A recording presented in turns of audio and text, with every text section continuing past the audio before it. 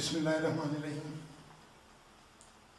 رضا صدیقی ایک نئی کتاب کے ساتھ آپ کی خدمت میں حاضر ہے، اور آج کی کتاب ہے نعمان منظور کی ایک تھا بادشاہ۔ اب سے تقریباً 35 برس پرانی بات ہے، ہم نے شاہکار کے نام سے ایک ڈائجسٹ کی اشاعت کا پروگرام بنایا۔ مختلف ادیبوں کو اس سلسلے میں خطوط ارسال کیے۔ چند دنوں بعد صرف ایک ادیب کا جواب موصول ہوا، اور وہ تھے احمد ندیم قاسمی۔ انہوں نے لکھا، آپ غالباً ڈائجسٹ رسالہ شائع کرنا چاہتے ہیں۔ ڈائجسٹ کا مطلب ہے پہلے سے مطبوعہ تحریروں کا مجموعہ۔ میری جانب سے آپ کو میرا کوئی سا بھی افسانہ شائع کرنے کی اجازت ہے۔ یہ تھا ادب کے بے تاج بادشاہ کا ایک رخ، رہنمائی اور محبت۔ مجھے یہ تحریر 2 بار یاد آئی۔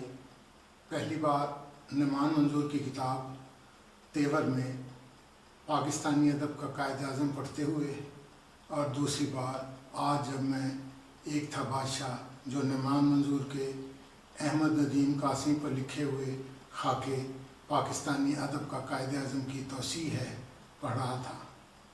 پاکستانی ادب کا قائد اعظم پڑھتے ہوئے میرا تاثر تھا کہ ادب کے بے تاج بادشاہ پر یہ تحریر ناکافی ہے، اور غالباً یہ بات نعمان منظور نے بھی محسوس کی، اسی لیے ان کے محسوسات تفصیل کے ساتھ ایک تھا بادشاہ کی شکل میں ہمارے سامنے ہے۔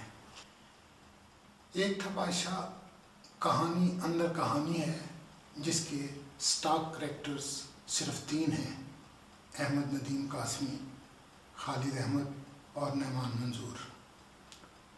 نعمان منظور کسی بھی محفل میں اپنی موجودگی کا احساس نہیں ہونے دیتا، لیکن خود لوگوں کو محسوس کرتا رہتا ہے، اور یہی محسوسات جب لفظوں کا روپ دھارتے ہیں تو کبھی ایک اعلیٰ پائے کا خاکہ جنم لیتا ہے، اور کبھی ایک عمدہ کہانی،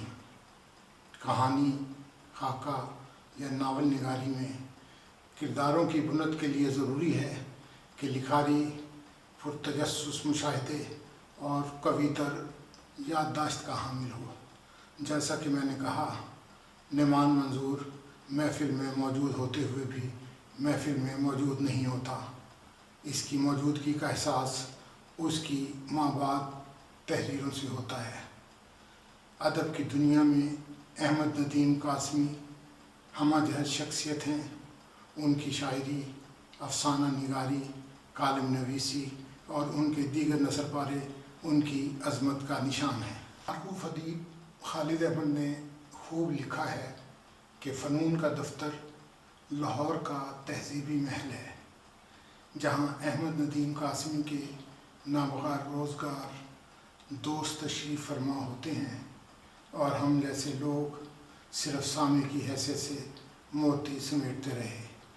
ادب کے بے تاج بادشاہ احمد ندیم قاسمی کے اس تہذیبی محل میں 9ویں جماعت کے طالب علم کی حیثیت سے شرکت کرنے والے نعمان منظور نے ایک عقیدت مند کی طرح جو دیکھا، جو محسوس کیا اور جو کچھ سیکھا، اسے ایک مشاق داستان گو کی طرح کرتاس پر بکھیر دیا۔ نعمان منظور کی کتاب ایک تھا بادشاہ احمد ندیم قاسمی کے طویل ادبی سفر کا ایک اختصاریہ ہے۔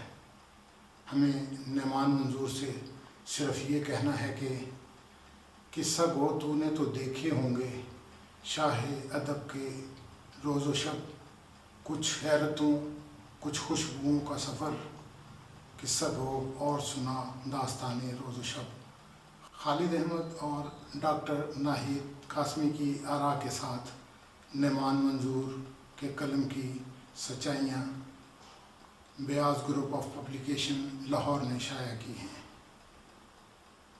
رضا صدیقی کو ایک نئی کتاب کی تلاش کے لیے اجازت دیجیے۔ اللہ حافظ۔